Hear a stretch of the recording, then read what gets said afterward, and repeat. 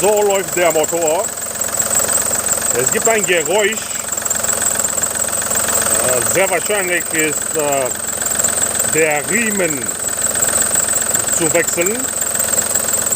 Es ist entweder eine Spannrolle, Umlenkrolle oder der Riemen ist verschließen.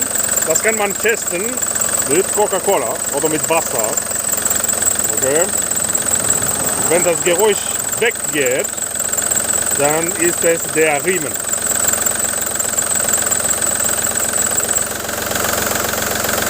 Ja.